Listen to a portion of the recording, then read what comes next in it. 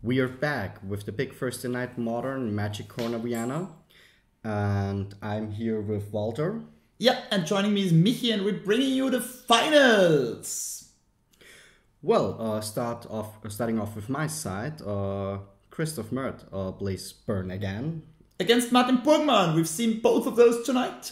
Quite successful, both of 4-0. This is the fifth round. Those are the finals, and we will see who is going to take this incredibly nice tournament down. So I think Christoph already drew his 7 cards. Yeah, he's been a bit quicker with the shuffling here. Martin's still getting his deck cut and will draw his 7 cards in a second. Yes. So who do you think is favored in this matchup? So in this matchup, we see Martin mulliganing here. This matchup, it's tricky. I think that Burn is slightly favored, but the 5-card humans deck has quite a few tools to deal with this matchup. It's just got an intrinsic inconsistency compared to the Burn deck. Burn deck is straight up 2 colors. Most cards do the same. You can beat down on creatures. You do your thing. The humans deck has a higher power level, but you need to draw the right bits of your deck. Yes, this is true, and we already saw Martin playing the humans deck against Burn in the last stream we made. Yeah, that was nearly a month ago now. And back then he got crushed by Snaring Bridge, different Burn player that time. So we'll see if he still dreams badly and gets nightmares of ensnaring bridges being cast against him. So, Christoph starts. First turn, Monastery's Whisper attacks for 1 damage. And Martin plays... A Champion of the Parish, yeah. Yes, so let's see for the second turn of the Burn player. Maybe we can see a Searing Blaze. No, it's a Goblin Guide. And yeah, an Uncracked Fetchland, we see an attack revealing a Kai'Sil Freeboot. It's a pretty good turn 2 play. If Martin has access to second land here, Martin, we saw on a Mull to 6 here. It might have even been a Mull to 5 because he was on the draw here. Yeah, it might have been a Mull to 5. Yeah, might have been, and we now see the Burn player fetching, maybe for a mountain or for a Sacred Foundry. It's for a mountain, and I've saw a Rift Bolt in his hand. Maybe he will deploy it to get rid of the Kai'Sil Freebooter if he plays it. We've seen the Burn player be really conservative so far with his fetch choices in the last match and this one too. I really like this here. He only plays 8 white spells, and he also has access to quite a few white sources. So I really like him preserving his life total in those aggressive matchups where it might come down to racing by just fetching the basic mountains fast. Because if he draws an Inspiring Here we see a Vantage, Rift Bolt, which I talked before, and I could actually see a Lightning Helix in his hand, so he might have another mana source. Ooh, okay. Yeah, but we see Thalia being played on turn 2. Again, Thalia is better than the Freebooter in those situations where opponents just have a lot of different spells, non-creature spells they want to play. And it's annoying because Thalia just basically needs to get taken down by the Riftboard, which costs 1, which just decreases the velocity of the Burn deck for a turn. Yes, and Monastery's Whisper gets triggered, so it at least swings for 2. Yeah, so we got 4 damage at least. If the Lightning Helix gets cast, we got 8 damage here. Lightning Helix would, if I were the Burn player, would take down the champion with the Lightning Helix here and deal 5 to his face with by attacking with my creatures. You mean before the champion gets too big? Yeah, exactly, because the champion can get out of hand quickly. It's 2 power, 2 toughness now. But we see that not happening. So maybe he wants to play the Helix in response to a third creature, tricking Martin to making a suboptimal play, but instead we just see a Riftboard here suspended. Not sure about that one. Yes. He's saving 2 life in this exchange though, because he can fetch for tap Sacred Foundry now. So Martin is on 11 life, and Christoph, the Burn player, is on 17 life, so the race is currently in favor of Christoph.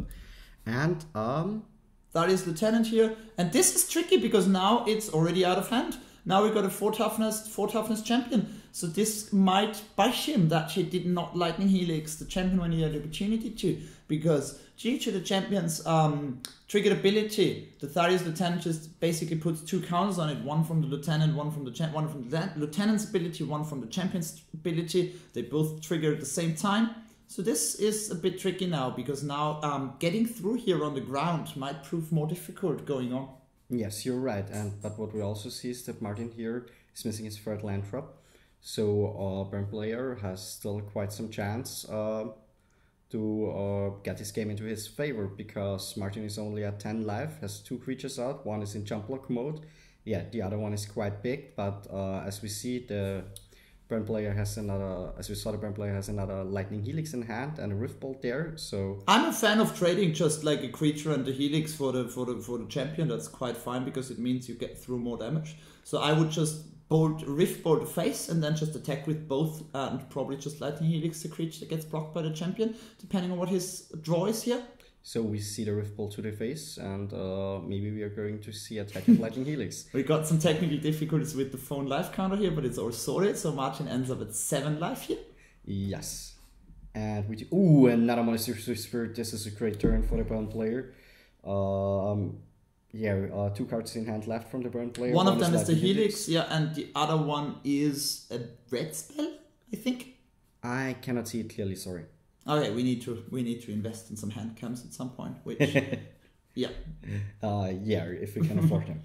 Yeah, probably expensive. But hey, we'll try the best for you guys here to provide you some quality content at Magic Corner Vienna. And we'll see what happens here. I would just attack with all creatures because even the smaller Swift, the one that has not got the prowess trigger of the Riftbolt yet, if it gets blocked, you still, depends now with the third Swift Spear, you might not even have to bolt the champion because you can just helix the face and kill him pretty quickly, but we'll see. Yes, so Martin has the third land drop. And now he's thinking if he should block with Talia's Lieutenant. Yeah, he has to. Yes, and the Lieutenant is blocking the Goblin Guide. Now we will see a Lightning Helix, I guess. Yes, a Lightning Helix. And it goes upstairs, putting him to 2. And so both, the Thalia's Lieutenant dies, the Swift Spear dies. It still means that you got 2 creatures left with 1 blocker. So it basically means it's very rough. Also, we see a copy. Martin here this week, he's playing 2 copies of Dark Confidence main deck. And obviously that's not a card you want to be seeing in your hand in this matchup. Not really. But I think he also threw a Kitesail Freebooter, and maybe he's that will get the last card out of the burn player's hand, and means he has 2 blockers. Unfortunately for him, the burn player is still going to draw a card each turn. So we got the last card was Skullcrack, so that gets eaten. So now the burn player just needs to top deck a burn spell, and it's done. But we'll see if he's able to do that. Burn player draws. He's slow rolling it. What did he draw? Thinking, not showing us the card. Let's see, he's tapping mana. Probably it's a creature. A creature is not lethal here. Yeah, it's another Swift Spear, so if it attacks with everything. The Freebooter gets to block a Swift Spear. Champion gets to eat a Goblin Guy and put him down to 1. Difference between 1 and 2 here is not that high here, simply because this is a fetchless version Martin is playing now of the deck. So the 1 damage is not doing much, and correctly the burn player decides to not attack in this situation. Okay, so now Martin is stabilizing with his 5-color human stack. And, well, Christoph Mert, the burn player, is in top deck mode, and hopefully for him, he will draw another burn spell soon. Yeah, the best thing the Martin can do here is just try to race, but racing is like, he has to attack with the champion here, still has 2 blockers left, that's the best thing he can do. He's even taking 1 damage of his Horizon Canopy to cast a spell here. We got an Expedition Horizon Canopy. Martin likes his shiny cards, and we got a Noble Hierarch cast. So now the champion can attack, and then he just basically has to hope that the burn player just doesn't draw a burn spell for the next 2 or 3 turns. Anything? Yeah, for as long as the game lasts. For as long as the game lasts, which Martin has to try to end as quickly as possible. But the clock is real. This is Riftboard Hardcast for 3 mana, and that's the first game going to burn him. Okay, let's look about sideboards again. Yeah, so in terms of Martin's sideboarding here, we have got, like we saw, he's playing the Dark Confidence main. Those need to come out. They always offer against burn. And then in his sideboard, he has not that many great tools. He has 2 Cumbers, which are amazing in this matchup, because basically what Cumber does, it means that one of the burn player's bolt effects needs to go onto the Cumber instead of the player, and also it's a Drain for 2 involved in that, so basically it saves you 5 damage, deals the opponent 2, awesome. Then we got an Offense at the Foremost, which is just a 4/4, we saw that like right before. Big creatures can be very useful here in this matchup as well. Stabilizing it is also a good clock, so we probably can see that. And if you guys remember, I think it was 4 weeks ago now, We saw Martin get smashed by Ensnaring Bridge pretty hard here in the feature match area, so he might bring in his one copy of Within Renegades as well, so just that he has an out to the Ensnaring Bridge and does not just lose if it gets cast. We have no idea if this burn... He has no idea if this burn player here is playing Ensnaring Bridge at this point, I reckon. So what about the burn deck here? Well, I talked about the sideboard in the game before.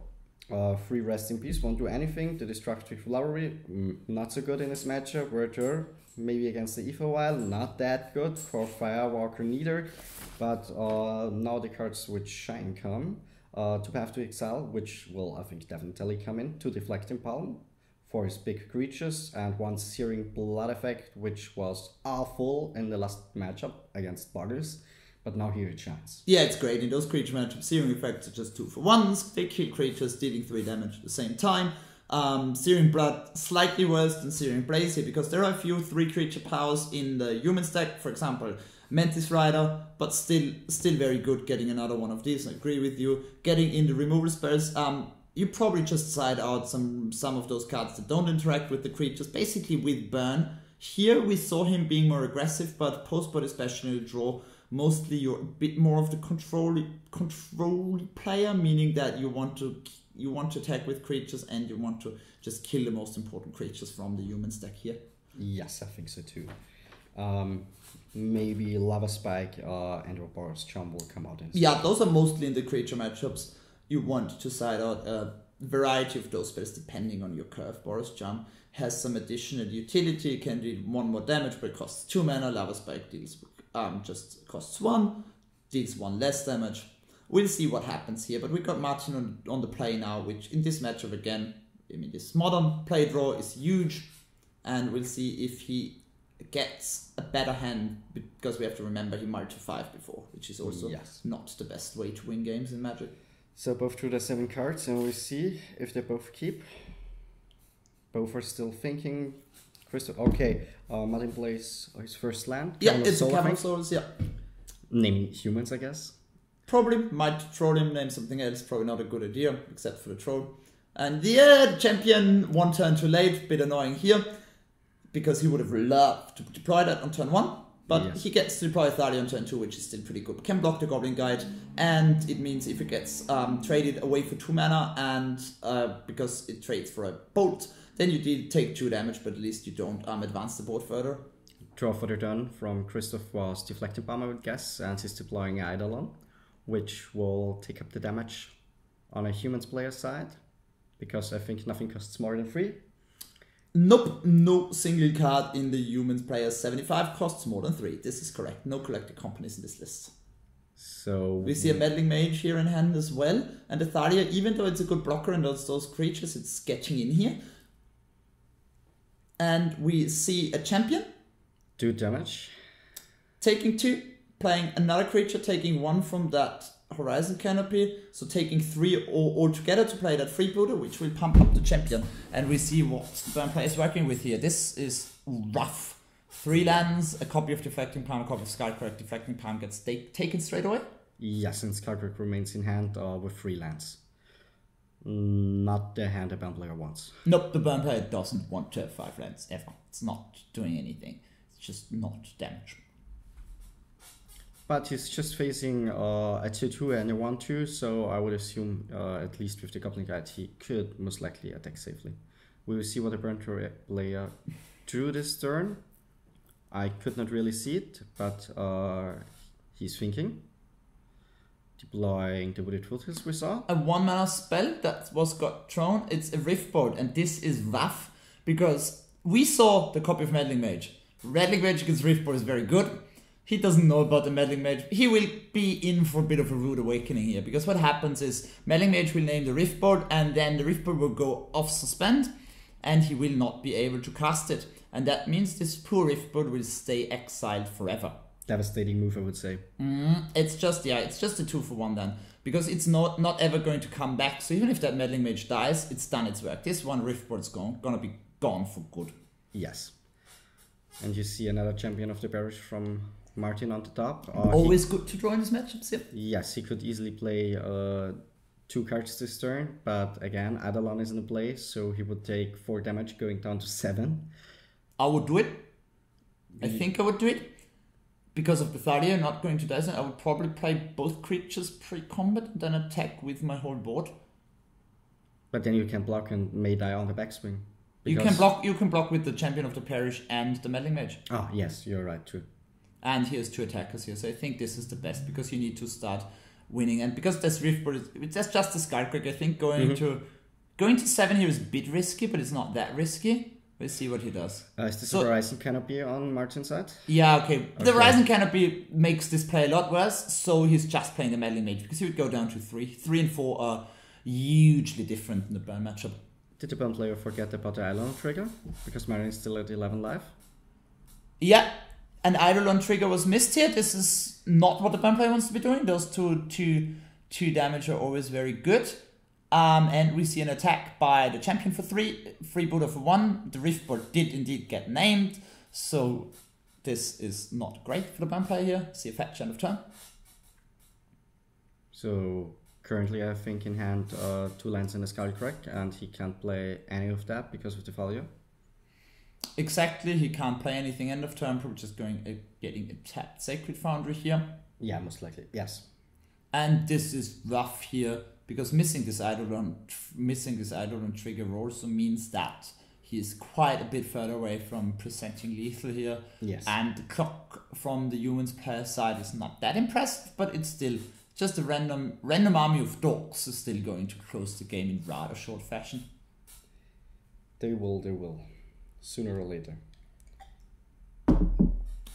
So he has suspend is not a May. So what I was talking before is happening now. He will go off suspend, he will not be able to cast it, and yep, it will go to the permanent exile zone, which is not fun. Never played burn in my life, never been in this situation, but I would imagine it feels quite frustrating. So I think another island from the ground player. Or am I wrong about this? Okay, another Sacred. Did we see the Sacred Foundry? I think might be. I'm not quite sure about this. That definitely was there was the fetch and a copy of Stomping Ground. But yes. The thing is, shocking here is strange because the Skullcrack cost already 3 to cast. I'm not sure what exactly he actually wants to cast here. Because of the Thalia, he cannot. He could cast 2 1-mana spells, but he can't have 2 1-mana spells in hand because he did not have. Maybe it's a Lightning Bolt. I'm not quite sure about it. Yeah, but if you have a Lightning Bolt, you don't shock here. No, it's just not really. 2 damage that just don't do anything. Yeah. Okay, so maybe the burn player was still a bit tilted by that Meddling Mage, so he might be forgetting about the study here and just took 2 damage from that Sacred Foundry for no reason. But this is, again, probably already a bit on the side of being over this game. Yes, we think so too. Because we have like 4, 7, 8 damage on Martin's side, while there's an Eidolon and a Goblin Guide, and 9 life on Christopher's side. So here, do you just attack with everything, or do you not attack with everything? I think you would. I mean, the Eidolon is actually actively good for you here in this situation. Yes. But just attacking for 1 in the air is too conservative. I think everything else gives him the opportunity to jump off the Eidolon. But I think I still would. I would attack with everything. And if he jumps off the Eidolon, we saw he had a champion. He has probably access to another human too. You can put that on the board. You still know at least one of the burn opponent's hands, and we need a blind Meddling Mage, which we have information from the future. We know that this is naming Lightning Helix because Martin just named one of the 4 of cards that could hit a creature, was more scared of Lightning Helix than Lightning Bolt because it has additional life gain, but this Meddling Mage is not the most necessary thing. So, do you know how the burn player still can win? I'm not sure here. It is very difficult. He needs to have 2 burn spells. So what needs to happen here is he needs to block 2 creatures, and then he basically cannot win. He basically cannot win at all from this situation, unless he had a 1-mana burn spell in hand, which from Max's perspective, I think there's one unknown card to him. So we know that he doesn't have a 1-mana burn spell in hand. If he had a 1-mana burn spell, he would win by just drawing another 1-mana burn spell, trading off the Eidolon, going to 5, and then using all his mana and shooting 6 at Martin's face. Maybe he forgot it last turn because he played the other spell before and forgot about Atalia's effect. Might be possible too. We don't know it. That is true. We will see. He's considering his options here, the burn play. 2 mana. Okay, we see the Eidolon I spoke about. 2 damage to him. He's going down to 4. 4 life against 6 life. And we see the stomping ground and I go. Yeah, and this is lethal on the board here. Yes. Martin needs to swing with everything. 2 creatures get blocked. The champion 1/2 power creature, and yeah, he's already packing it up before. He trusts Martin to be able to swing with all his creatures, which, knowing Martin, I think is a fair assumption. He would have done that, and so game 2 is over here. We have an even score, and let's see if Burn being on the play in game 3 changes something in that equation. Burn being on the play is always good. Always. Ain't it? So while you're shuffling up the decks, do you think in this matchup there's actually on the play, on the draw sideboard plan? Yes, there are options. Some things might be better. For example, the Reflect Mages out of Martin's deck, I think they get a lot worse on the draw. 3 mana spells from his deck generally do. From the Burn player's side, I think that you don't really have too many options. I think the Deflecting Palm gets better on the play, simply because it's a more situational card. It's good in some situations, and you're more likely to put your opponent under pressure and put them in situations where they have to walk into Deflecting Palm by trying to race with a big creature. Yes. That's a possibility. Generally speaking, the Burn player just gets more favored here, even if the sideboarding won't change too much from both sides. Yeah, I think so too. Starting the game is pretty important for the Burn player. Deploying a turn 1 Goblin Guide into turn 2 Swift Spear Lava Spike is huge. What you can do here on the play, what you can't really do on the draw with Burn, is you can just deploy 1 or 2 creatures and then ride them to victory while you just use your Burn spells to kill your opposing creatures. For example, you play turn 1 Goblin Guide, deal 2, your opponent plays Hierarch. You go turn 2, Swift Spear, bolt the Hierarch, deal 4. Your opponent plays a 2-drop, kill the 2-drop, deal 4. And this is just something that can happen in these games, and it's very hard. It feels sometimes even unfair from the humans or creature deck side here if Burn is able to completely implement that game plan. Yes. And also Thalia is not that great if you're on the draw. Yeah, because if you place a turn 2 Thalia and then you can just... You're on turn 3 already, you can Searing Blaze it. You pay 3, sure. Kill the Thalia, deal 7 in a turn if you have 2 creatures out. It just gets a lot rougher. But we still need to have the Burn player draw a good hand here. So he's keeping the hand, Sacred Foundry 2 damage, and Swift Spear, turn 1 creature. Very nice. Yeah, already a great start here. While Martin on his side also has a 1-drop, it's an Epherbody. Also great, because he can deploy creatures even if Eidolon is in play.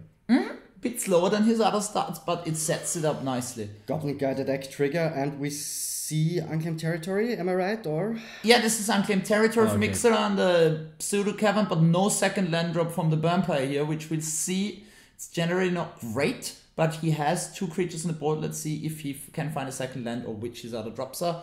Vile gets tapped, champion, into Thalia's Lieutenant, or I would like Thalia more even, but let's see what he has access to. We will see it soon. Oh, it's Meddling Mage here. Trigger Champion of the Parish. Now he's a 2/2 and Meddling Mage. Meddling Mage probably just naming both here, I would guess, which is what I would do because it's stuck on 1 land. And we will see. Lightning. Yeah, Lightning Bolt. Yeah, see, yeah, because this is the best name. If your opponent here is on 2 lands, you might again consider naming Helix, but in the dark you name one of those spells that your opponent plays. 4 of can destroy creatures, and here, obviously. But the Burn player found the second land, so he's gonna have more options here. Yes, it's Sculling Down, and special thanks to Martin for helping us with the stream by putting a little paper with Lightning Bolt on a Meddling Mage. Yeah, also a good idea to generally do those things that just with pithing needle effects and meddling mages, it just helps confusion if players do it, because in the long convoluted games you might forget what was named, and those are the really annoying situations, lead to some frustrating, not very fun judge course for everybody involved. So if you're watching this, just next time play your meddling mage, just do everybody a favor, just get a little snippet of paper and write the card you're naming on it. So Christoph is currently thinking if he wants to attack, he attacks with Goblin Guide. Just with the Goblin Guide. This is interesting. It means that his Swift Spear is either, this is Mayor of Averbrook here, which pumps all humans, and then it can flip into werewolf, poop out other wolf tokens, and we just see it attacked by the Goblin Guide. I'm still a bit puzzled by that, because that means he either does not have a spell he can play, or he actively wants to keep the Swift Spear in defense. This is a bit weird here, because both creatures are TT. Yes. So I'm still confused by that. We'll see what the follow-up play is. This does not seem like the most intuitive play. So he's blocking, just trading off the meddling mage. Might be, we'll see. Yeah, this happens. Yeah, fetching there. Most likely for a mountain. Yeah, this looks like how this sequence has played out looks like he's just going to slam an Eidolon here. It also would suggest that he was more likely to have a bolt in hand, because not having any cards that he could have played to pump that Eidolon once, trigger prowess once, would have been weird, and then he probably would have attacked with the Swift Spear too. So I would not be surprised seeing an Eidolon here. But if he's playing Eidolon, the Champion of the Berries might get out of hand. Pretty easy. He might also have the bolt now that he can cast, now that the melee mage is gone, and just take down the champion here in the second main phase. Will we see 1 mana? Yes. Yeah. Lightning Bolt, Champion of the Parish. But interesting that he didn't attack. If he had the lightning, I'm still I'm not sure why he didn't attack here. He did not attack because he couldn't have cast the lightning bolt. Yeah, and the rift bonus he did. Yeah, no, that's all fine. And it probably means Cumber. Tough. Cumber and Tharius Lieutenant. And now that Cumber is in play, like I talked about in sideboarding, it just is so rough because this Cumber is 4 toughness now, which is brutal. You have to throw 2 spells at Cumber, which means your opponent gains 4 life, you lose 4 life, and this is super rough. Because the Cumber on 3, it's rough, but you can just Riftbolt it, take 2, move on. It's annoying, but having the Thalius Lieutenant straight away off that Ether Vial. So we see the Ether Vial doing huge work here. This is rough. Ether Vial being a pretty good game changer. Okay, Christoph has to target Kambal, so he has to do it. He has to throw 2 spells at the Kambal. He has to. He can't win through the Kambal. No. But this is like, you know, I'm throwing up in my mouth a little if I'm Christoph here. This is just Okay, Nada had cast Riftbolt, I would guess. So Christoph is getting down to 11, and Marion is back on 20. Back on 20. Like, Thalius Lieutenant in play. And 3 cards in hand, while the vampire Christoph is down to 2 cards here, which is less than 3. Yes, but he will attack now from Monastery Swift Spear, attacking for 3. Yeah, 2 prowess triggers, the 2 Riftbolts, Cumber is gone. But this was a very, very, very dearly bought Cumber in the graveyard here. Yes. 8 life total difference is quite tough to beat. And with 3 cards still in hand, and now we see a Horizon Canopy, I would guess. Noble Hierarch being deployed. And another 3 mana spell. Do we see the second coming of Cumber? No, we see a Mantis Rider. Oh, yeah. Okay. Mantis Rider is also human. And then we see a Mayor of Averbrook. We know of the Mayor. We saw it revealed to the Goblin Guard earlier. We see a swing for 7 here. And that's the thing with Cumber too. Cumber is not just good on bolstering your own life total. It also makes races all that much more fortunate, because it got 4 life off Martin's life total here, and now it's down to 2. Yes. So no buff presence, nothing in hand which can change that, and the game is all over. Martin Bergmans wins big Thursday Night Magic. Big Thursday Night Modern at Magic Corner Vienna. Going 5-0 with 5-color human, showing that this new kid on the block deck is quite a serious contender, especially because, as we've seen this week, last time we saw Martin with this deck, and also generally what those lists have been some evolutions. Those lists sometimes only played They sometimes only played humans in the sideboard, human creatures with effects, and now you also got dismembers. This is an option, and what we see here is that some of those humans available in Modern, they can win some of the matchups by themselves. We saw Cumber just being a huge nightmare here, and there's also other options like Izzet Steadycaster and Mirren Crusader that just target specific decks and strategies here. Yes. So this is the end of Big First in Net Modern. Congratulations to Martin again. Yep. And also congratulations to Christoph Mert for taking second place. Yeah, second place with Burn here. And let's see if the next Big Thursday can see some non-aggro decks swinging back here, because we saw in all the feature matches here, we saw quite a few aggressive creature decks and Burn and Boggles and 4-color humans, 5-color humans. So let's see who can shake this up a bit, the Vienna Modern scene here.